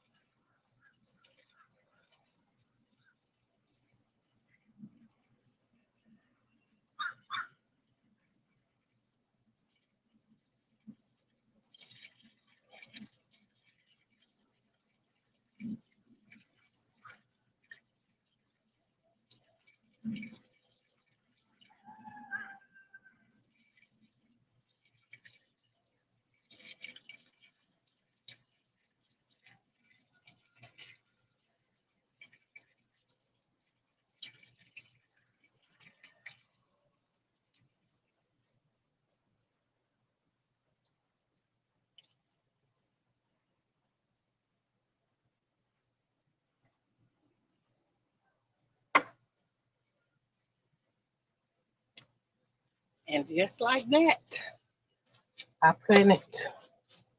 How many I just planted? One, two, three, four, five, six, seven, seven tomato plants in that little short row that I didn't plan to be a row of tomatoes, but that's what I put there. Um, just stuck a few of my peppers from last year outside for some rain. I know that's right. And peppers, I don't really eat peppers like that, but I use them definitely to cook with and stuff. And the first time I fixed my aunt from I put them on the side of a salad, and she was like, "Oh my gosh, where did you get those peppers from?" She said, "Did they come from the garden?" I was like, "Yeah." She was like, "Oh, they so sweet and so good." Well, I don't know nothing about that because I don't eat peppers like that, but she could tell the difference between those peppers and ones she had been previously getting from the store. So that made me smile. They taste better than the store. And so what I'm doing is every other row, one row is going to be my walkway. Next row will be where I'll plant stuff at. On this one right here, I only put 7 plants, but actually on a row like this right here, there's going to be 2 rows, but like if I put 1, 2 on this side over here, I'll put one on this side. So it's like putting one in between. So there'll be 2 rows actually on each row. I try to like get as much as I can on one row, less space, but growing double of what you would usually grow. That makes sense to anybody. But right now, I'm gonna get mulch and mulch around the first row of tomatoes that I just finished doing. And then I'll be right back.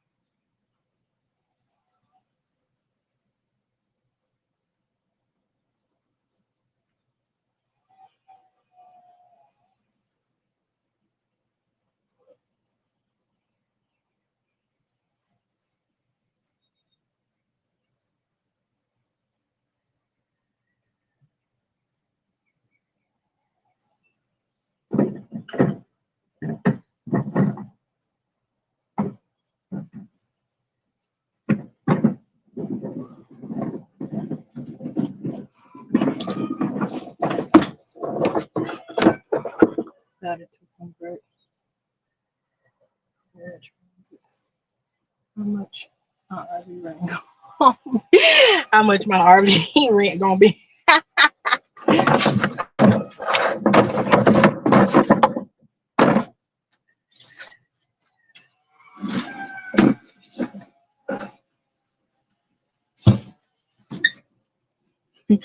You say how much your RV rent gonna be? Decided to how much my RV rent gonna be? You decided to convert a Ford Transit. You done you done rethought that thing. It's close though, huh? Go ahead, Miss Coffee. What say a transit? Child, remember one year we had rented one of those to go to is the transit the one that got all the little seats in it? Is that what that is? Make sure I got the right one. They got a whole bunch of them little bitty seats like you put a daycare in a.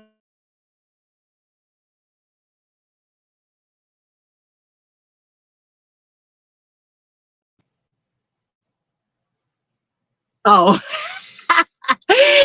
Yeah, we had rented one of them one year to go to Virginia, and everybody was like, don't ever get this again. No. uh but okay, then I know exactly the one you're talking about. It's kind of like that, but it just don't have all the seats and stuff in it that it was. What you say your husband ain't on board? What you gonna go out and just go and come back? Go out and then come back. Since my husband ain't down, I need less space.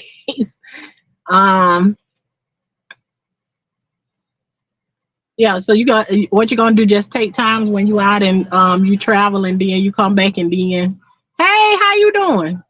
All right, come through. Then both our my husband gonna be mad at me, and yours will be mad at you. We'll be taking trips together, girl. Moving on up. going gardening in every city we go to. Stop, chill, learn. Okay, read, stop, yes, stop, Shauna, stop, chill, learn. Okay, yeah, it's going. doing a world tour, just going through Chile. Everywhere. And you come through Florida. You ain't gotta pay nowhere to stop and park. You come right here and park. We got all the land you need to be able to park. You can have your little bonfire and everything. Roast some marshmallows.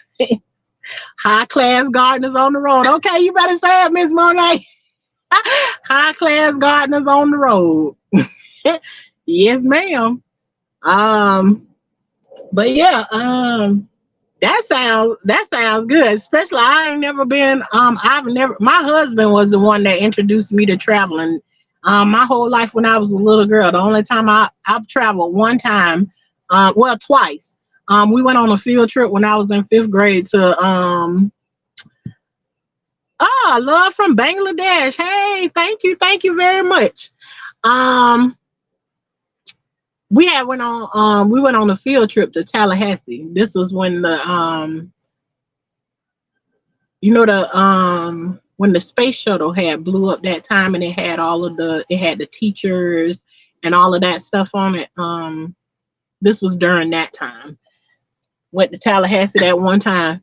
Tallahassee is in Florida, so that ain't really no traveling. um I went to Georgia one time. That's right outside of Florida. But probably yeah, Virginia is like the furthest I've ever been to the DMV area. Um, and that's about it. So and I only flew twice in my life, but not just two times. The plane landed and took off five times. So let's just say that if that count for anything. But I ain't flew that many times, and just to be honest with you, I ain't in no mood to be flying nowhere. No, I don't actually know where it is, but I do talk to a lot of people from there. Only because on Star Maker you meet all kinds of people from all kinds of places from in the world, and so I'm all and I absolutely love music, and this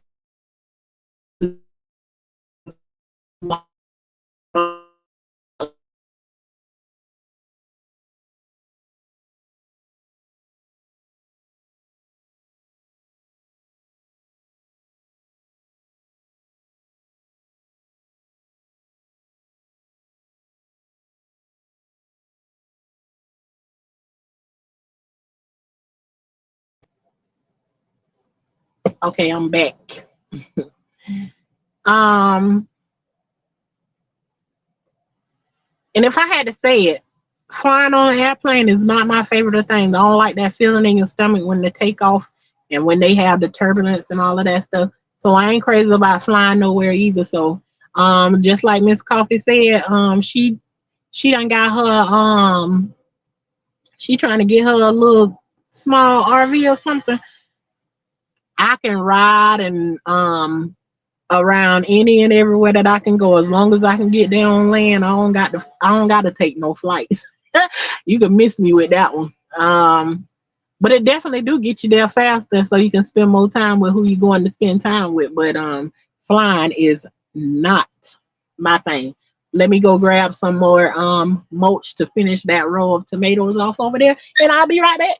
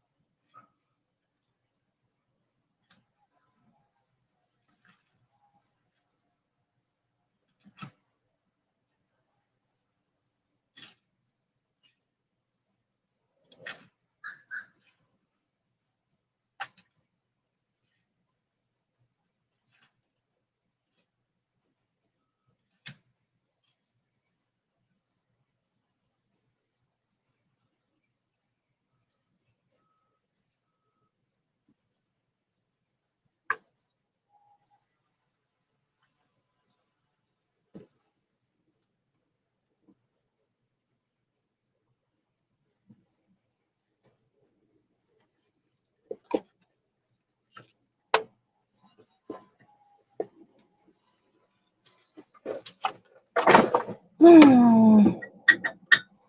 Last time I was on a plane, I was on my way to Sarasota.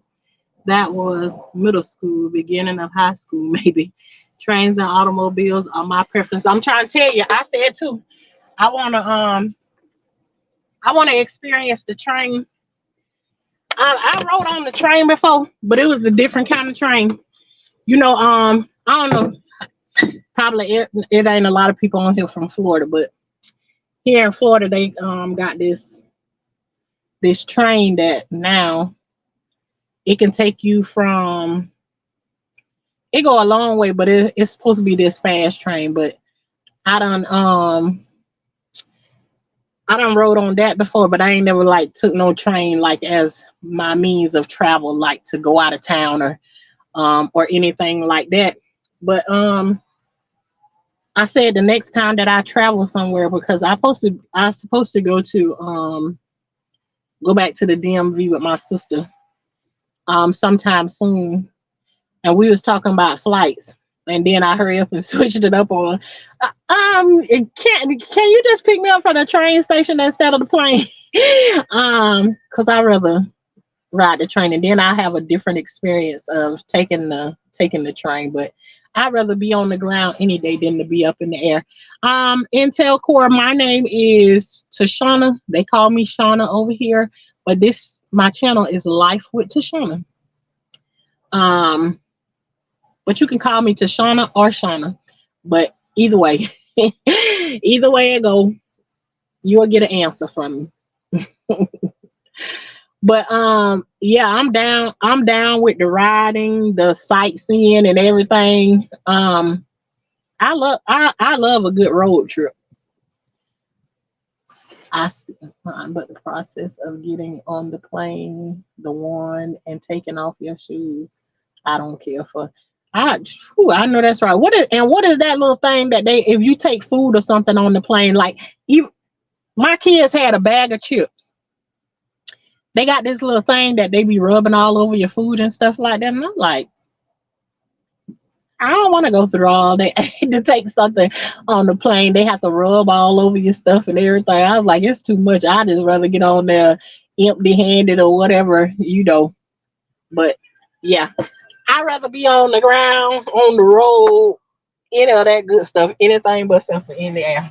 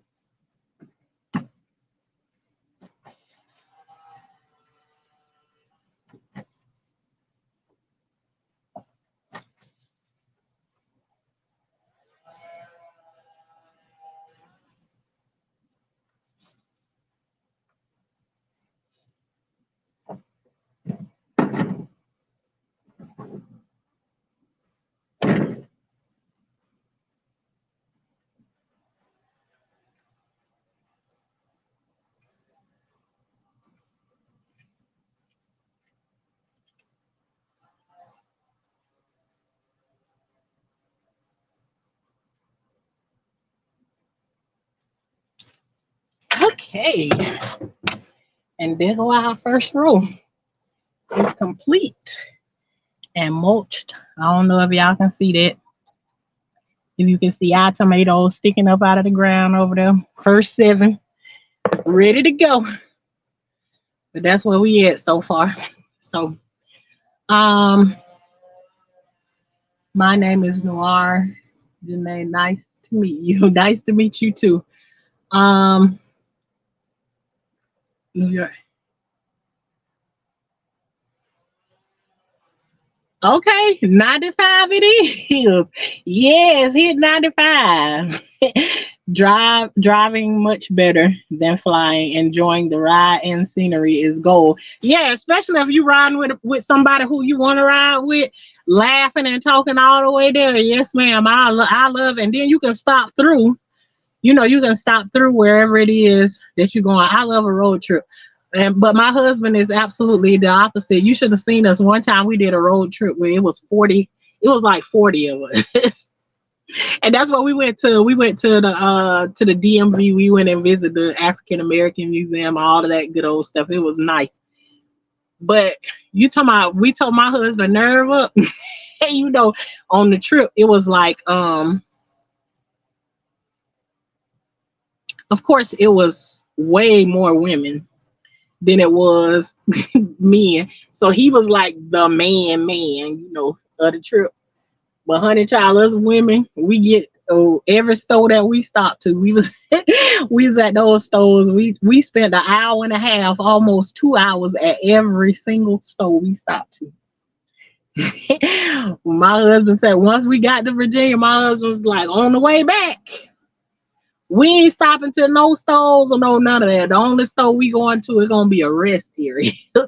So you go to the stores and stuff, you gotta stand in line so everybody can go and use the bathroom. It's only one bathroom in some of the stores and all of that kind of stuff. But my husband was like, we ain't taking this long. Cause from here, it should have took us about 12 or 13 hours at the most if we were just riding, but it wasn't normal. It was like it's 40 of us and we all stopping in different places. Everybody got to get out when we get there. We got kids with us and everything. Yeah, no. We were spending 2 hours at every stop. We stopped it. So on the way back, my husband was like, we going to rest areas only. So everybody can go and he did cut our travel time less than half because it was so much easier to go to a rest area where there's enough stalls for everybody to go in at one time and go and use the restroom and all of that good stuff. Then they had the little machines and everything. At these rest areas now, they put in restaurants and everything there. So, you know, it was different. So, if I guess his focus was to get there, not to. We was enjoying the trip ourselves because us women get out, we laugh and talking, hanging all out everywhere, playing, getting scratch off tickets, everything in the world, shopping and all kinds of stuff. My husband was like, yeah, every store, every store. We were there 2 hours and more. But yeah, I love that road trip. I really did. So yeah, Miss Coffee, that's barking right up my alley. So you come through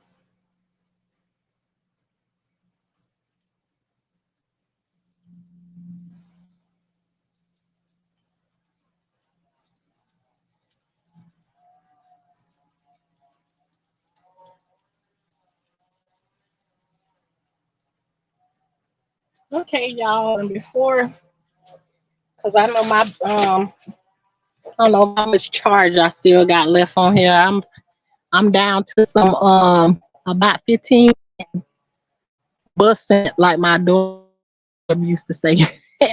This is helping me. But Miss Coffee, I'm finna show what work we did today in the garden, and I'm finna get ready to log off of here for a little while today. I may come back, later on, but this is what we have for right now. Cause y'all know me, I'm gonna take a break and go inside and check on everybody, and then I will be back out here a little bit later on. I'm glad I came down here and checked because I see a piece of my mulch got onto my tomato plant.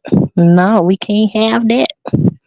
We need her to stand up and be noticed. Yes, ma'am. And then I'm gonna walk out to where my other stuff is. This is my cucumbers I got put in the ground. So far, you see some of them.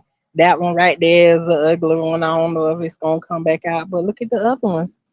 They doing just fine. So they already coming up and peeking themselves out. And then this is our squash and zucchini that y'all was with me from day one when I planted. And this is what they looking like so far.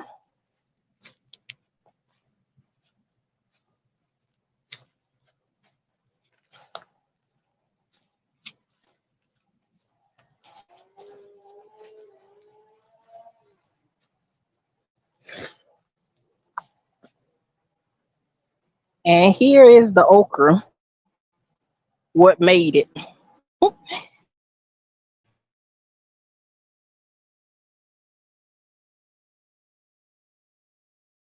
Oh, there's one that's hiding up under the ground. Look at there. I done found one. I don't know how good it's gonna do, but this God is there.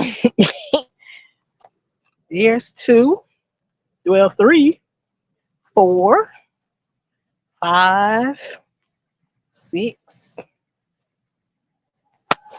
Let me see what else. That one probably gonna die out. Maybe, maybe not. Oh no, it still got a little something going there. They say don't count me out yet, girl. But we'll see what they gonna do. We definitely gonna have some okra. I know that. There's another one and another one. More. And then there. So any of those spaces, and then we still got all of this. All of this that still got to be planted. So this is, you know, we will we'll get there one of these days with everything. So we in the planting season. So we'll see what we gonna come up with. But you all, thank you for riding out with me today, because you could have chose to spend your time anywhere but here with me. But you spent it with me, and I appreciate it so much. And Miss Coffee, I'm glad we can help you get through your work by just merely being on here. Well, you all, like I said, my battery getting ready to die. I appreciate you all for being here and growing along with me. We growing together. We growing in life. We growing in the garden. We is growing over here. What they call us the high class gardeners. And that just means we don't mess with snakes. That means snakes that crawl on the ground and people that snakes. We don't mess with none of that kind of stuff. No worms or no none of that. See how all the things that belong in the garden and the things that go along with growing and all of that stuff, it can all be associated with real life. No snakes, No worms, no none of that stuff. We don't deal with none of that, which qualifies us as high class gardeners over here. Long as we growing, that's the most important thing over there. In whatever season you in your life, grow from whatever has been put in front of you. If you get a lemon in front of you, which lemons can be very, very good, take it and turn it into lemonade, or take that lemon and turn it into a sauce for your crab dipping. Whatever it is for you, get what you need out of it. Miss Monet, you have a great day too. And again, I thank you all for being here. This has been Life with Tashana. And over here where we lifing and we growing. Until next time, see y'all later.